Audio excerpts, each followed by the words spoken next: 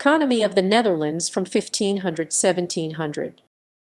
The history of the Dutch economy has faced several ups and downs throughout the 16th and 17th centuries.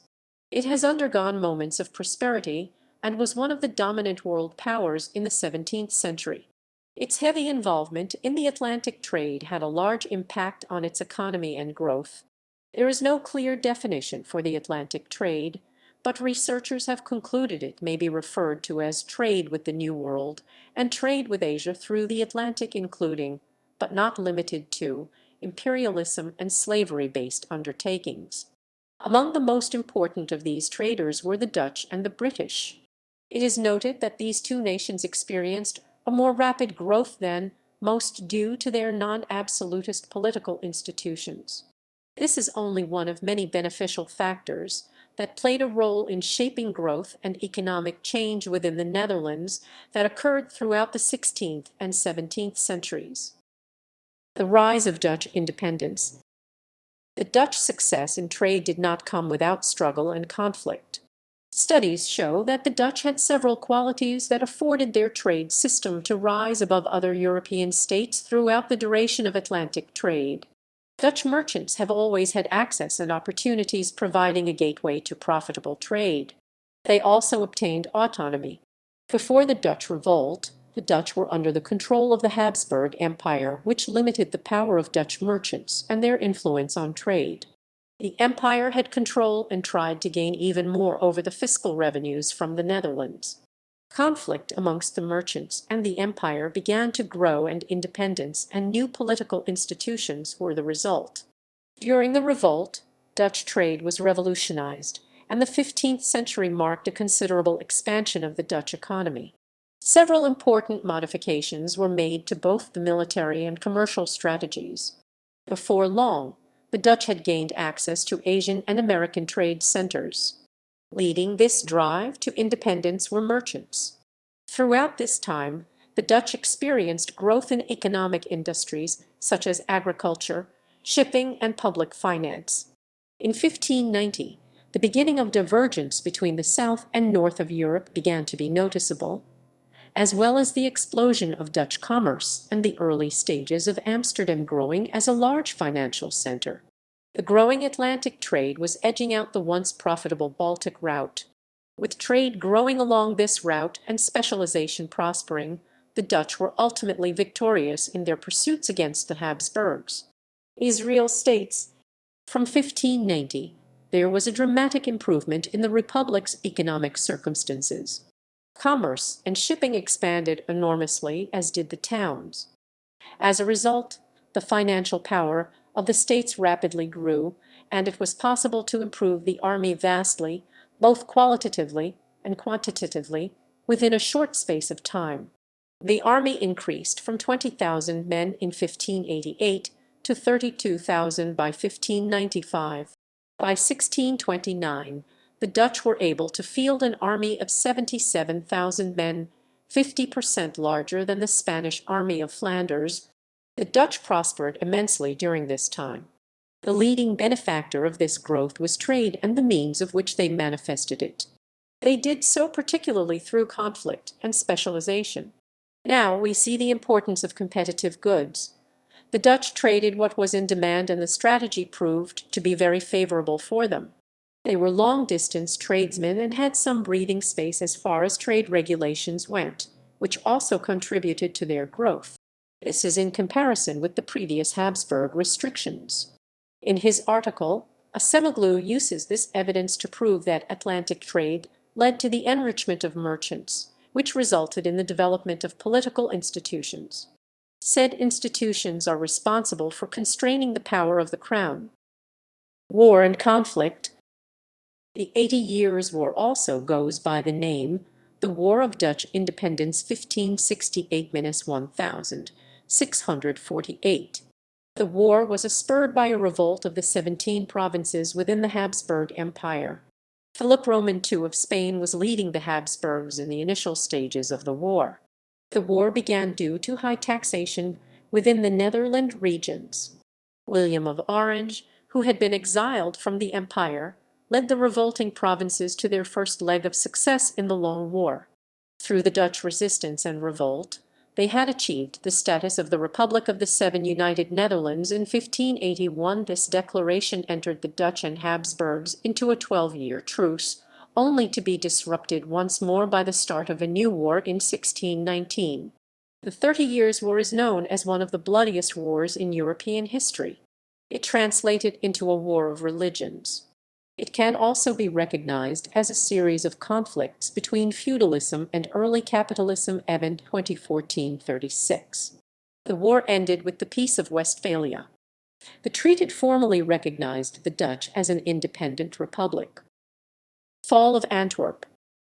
Antwerp was seized during the 80 Wars War from 1584 to 1585. Of the 17 provinces and northwestern Europe, Antwerp was the economic and financial center of these locations. Antwerp eventually became heavily involved in the rebellion against the Spanish Habsburgs. Ultimately, the city became the capital of the Dutch revolt. This status became official once they joined the Union of Utrecht in 1579. The Spanish held their ground against the defensive Dutch, and because of their cannons and strong troops, they proved to be successful in their siege of the land. Antwerp's Protestant population was forced to relocate or migrate from their once homeland.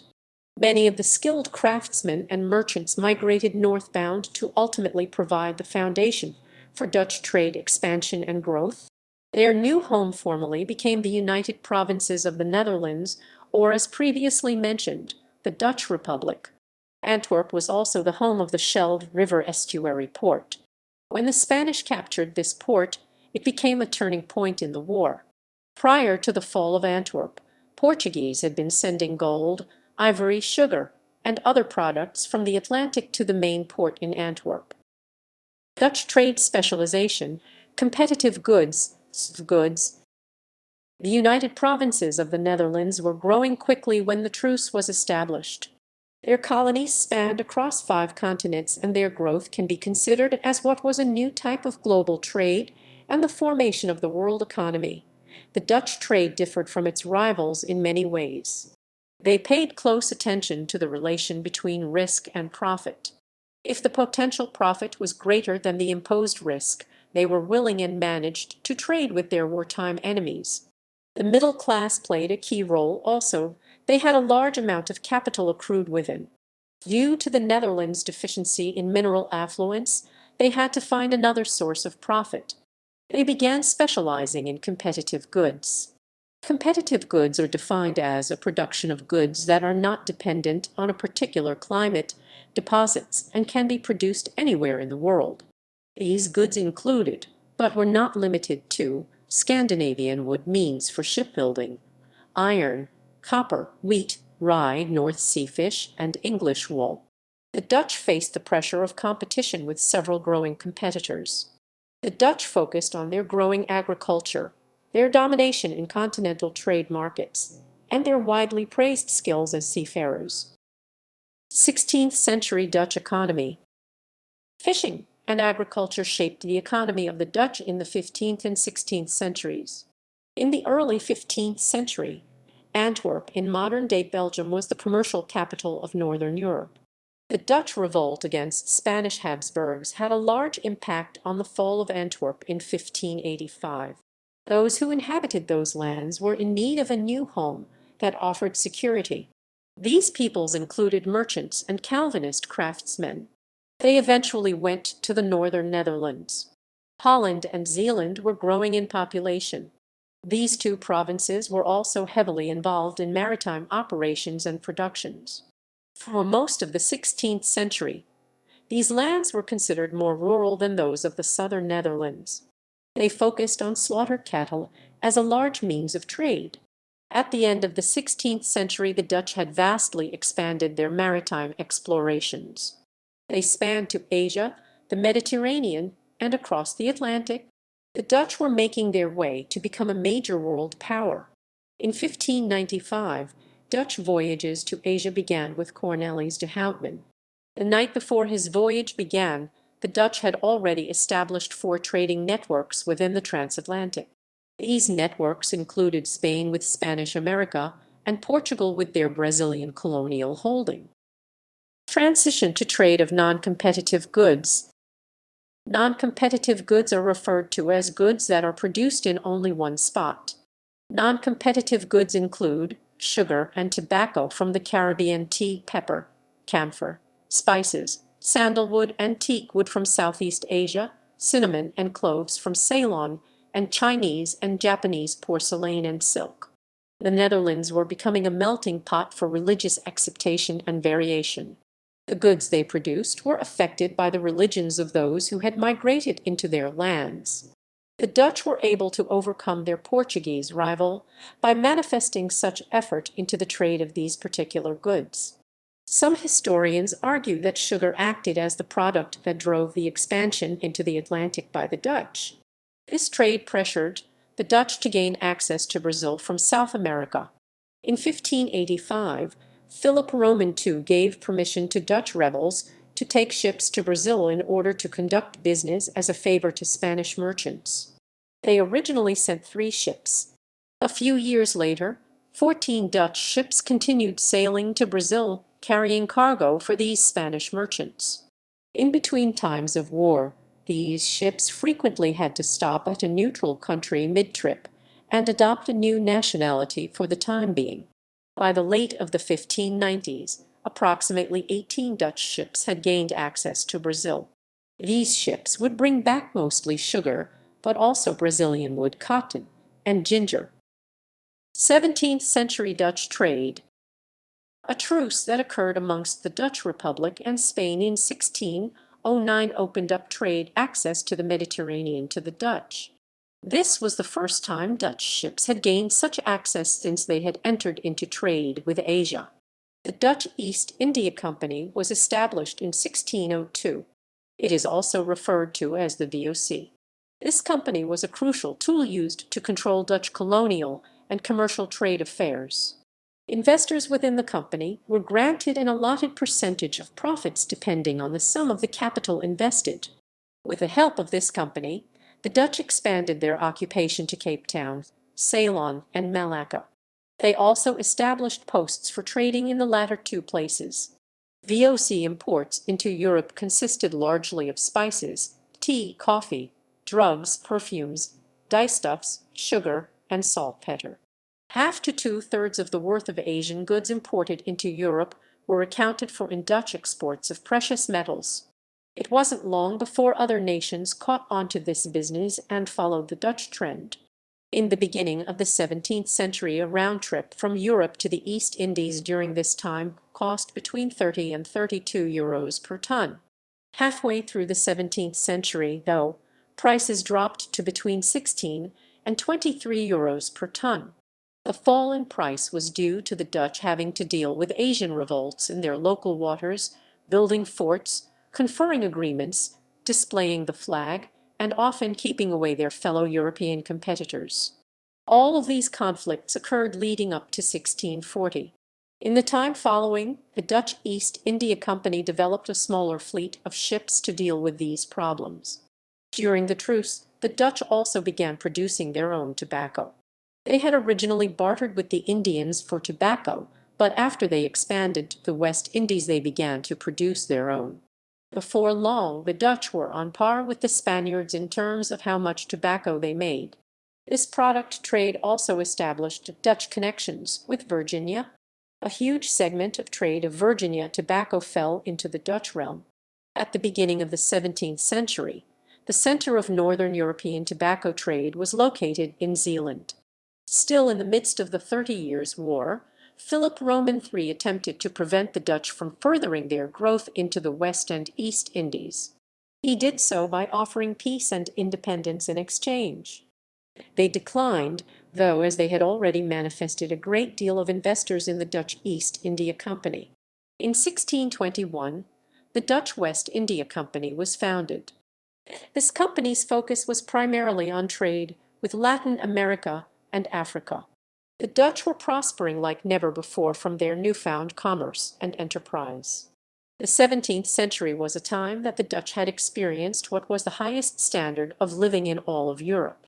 Their overseas trade within their two companies had afforded them to become the largest naval fleet in the world. This fleet was the means for the Dutch to patrol and dominate long-term trade routes. The fleet also allowed their colonial provisions and power to grow even further. Despite potential setbacks that fighting with the Portuguese could have caused, the Dutch were successful in these battles in several aspects. They gained control over more territories in Southeast Asia. They included Sumatra, Java, Malay Peninsula, southern region of Borneo, and the islands of the Moluccas and West New Guinea. They even expanded as far as a settlement in Australia. However, it did not last due to lack of economic profit. The Dutch were so profit-focused that they even exchanged New Amsterdam for Archipelago with Britain. The small island in Moluccas was home to a large stock of spices. Anglo-Dutch conflict in the 17th century. Relations with the British took a turn for the worst in the late 17th century. In 1661, the British passed the Navigation Acts in order to prevent its colonies from trading with overseas merchants and or vessels. This act was arguably passed as an offensive move towards the Dutch due to their triumph in global commerce. The passing of this act resulted in three separate Anglo-Dutch wars throughout 1652–1675. The first war lasted throughout 1652–1654. The British won this war and took with them 1,000 Dutch merchant ships. The second of these wars was a result of two incidents. The first occurred when the English captured two Dutch posts located in West Africa, and the latter incident being the taking of New Amsterdam. This was a rather detrimental war to both sides and ended due to exhaustion of materials and power. The war concluded, though, and both sides claimed victory in this war that lasted from 1664–1674. The Third Anglo-Dutch War, the British gave support to the French to invade the Dutch. Due to common concern in waging war with the Dutch, both the French and British signed the Treaty of Dover. The Dutch had since allied with the Spanish Nelson Burns. The war resulted in the defeat of the Dutch. The Dutch were forced to retreat from southern trade, and the English ultimately gained their losses. Competing nations. The Dutch had competed in trade industries with the British for a very long time. By the 18th century, the British had begun to catch up due to their mercantilist ideologies and practices. The Fourth Anglo-Dutch War proved to be crucial in the downfall of the Dutch during their prosperous trading time. The British had sustained a blockade that proved to be impenetrable by the Dutch. Trading had come to a halt.